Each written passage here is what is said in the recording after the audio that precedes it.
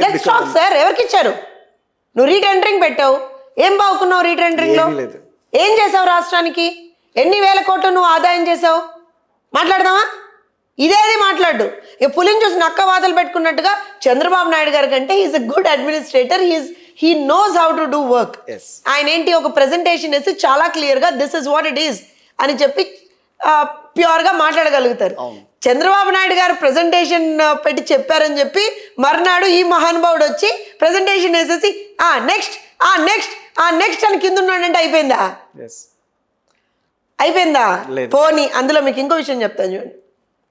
This person ఆ రోజు ఆయన ప్రెస్ మీట్ కనుక మీరు వింటే, ఐ డోంట్ నో మీరు ఎంత 2014లో రాజశేఖర్ రెడ్డి గారి ప్రభుత్వం వచ్చిందిట. అది కొంచెం అవును, కొన్ని విషయాలు చాలా అవును. You are talking about serious topic అండి, and you are blaming the government now. రాష్ట్ర ప్రభుత్వం ఇవాళ రోజు తప్పు మాట్లాడుతోంది అని నీ సచ్చీలతని నీ దీన్ని నువ్వు ప్రూవ్ చేసుకోవాలనుకున్నప్పుడు ఒళ్ళు దగ్గర పెట్టుకొని మాట్లాడాలి కదా. అది అయిపోయింది. If you remember there was a Guinness record. మనం ఒకటే స్ట్రెచ్ లో అది లే చేస్తాం ఇన్ని క్యూబిక్ మీటర్స్ అని చెప్పి మనకు ఒక గిన్నెస్ రికార్డ్ ఉంది. ఏంటో అది ఏ మీటర్లు అయ్యాది, ఏంటో అది ఏ మీటర్లు అయ్యాది.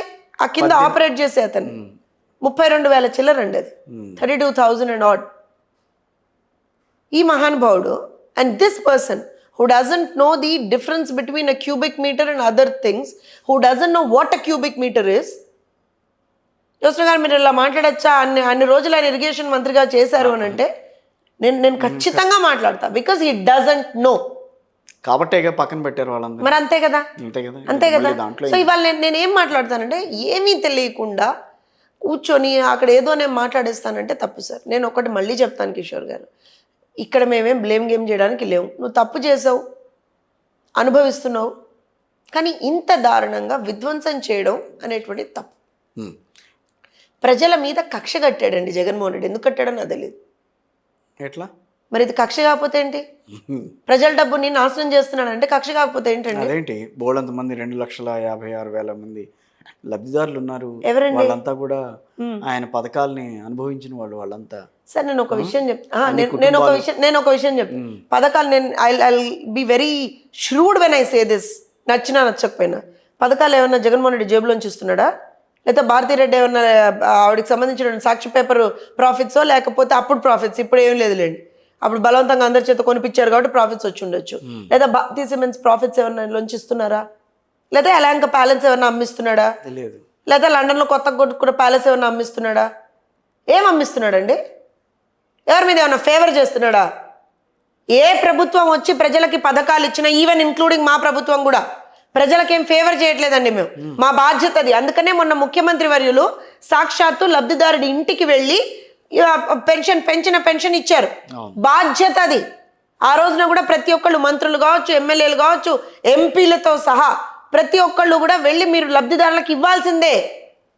బాధ్యత సార్ అది మాది. ప్రజలు బాధ్యతగానే ఉంటాయి 6 హామీలు కూడా బాధ్యత. డెఫినెట్ గా. ఎందుకో చెప్తాను వినండి. ఇప్పుడు నేను మీరు ఇందాక అన్న పాయింట్తో నేను చాలా గట్టిగా డిఫర్ అవుతాను. ప్రజలు ఎక్కడా కూడా you are not doing them a favour. It is your responsibility to help them.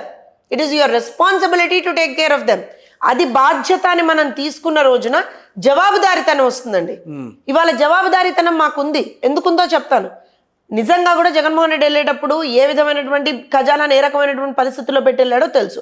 అయినా సరే ప్రజలు ఇవాళ ఇబ్బందులు పడుతున్నప్పుడు మేము ప్రజలకు ఒక మాట ఇచ్చున్నాం. ఏం మాట ఇచ్చున్నాం? పెన్షన్లు పెంచుతాం, పెంచిన పెన్షన్లు 1వ తారీఖునే మీకు ఇస్తాము అని ఒక మాట ఇచ్చాం. ఆ మాటనికి మాకు ప్రజల పట్ల ఒక జవాబుదారీతనం ఉంది ఖచ్చితంగా. By what ever means it may be. ఆ మాటను మేము నిలబెట్టుకోవాలి. ఎందుకు నిలబెట్టుకోవాలి? ప్రజలకు మేము జవాబు చెప్పొద్దా రేపు పొద్దున్న నిలబెట్టుకోకపోతే? ప్రజలకు మనం భయపడాలండి. ప్రభుత్వాలు భయపడాలి ప్రజలకి. అంతే తప్పించి ఇష్టారీతిని ప్రవర్తించడానికి లేదు. వాళ్ళు మాట ఇచ్చారు నవరత్నాలు, అందుకని వాళ్ళు డబ్బులు ఏమిచ్చారు చెప్పండి? ఏమిచ్చారు చెప్పండి? నవరత్నాలు ఇస్తామని అన్నారు. మొత్తం అన్ని నవరత్నాలు ఏమిచ్చారు సార్? ఇప్పుడు అమ్మఒడిలో ఎంత ఇస్తానన్నాడు? ఎంత ఇస్తా అన్నాడు సార్? 15,000 ఇస్తా అన్నాడు. ఇంట్లో ఎంతమంది పిల్లలు ఉంటే అంతమందికి 2 పిల్లలకు 15,000 ఇస్తానన్నాడు. అవునా అన్నాడు అప్పుడు? భారతీరెడ్డి గారు కూడా ఆ పులివెందుల్లో ప్రతి దగ్గర తిరిగిన చోటల్లా జగనన్న వచ్చాడు, ఇస్తాడు, రేపు పొద్దున మీ అన్న ఉండాడు కదా, ఇస్తాడు కదా అని అందుగా తర్వాత భారతిరెడ్డి గారు కనపడలేదు, ఎవరు కనపడలేదు.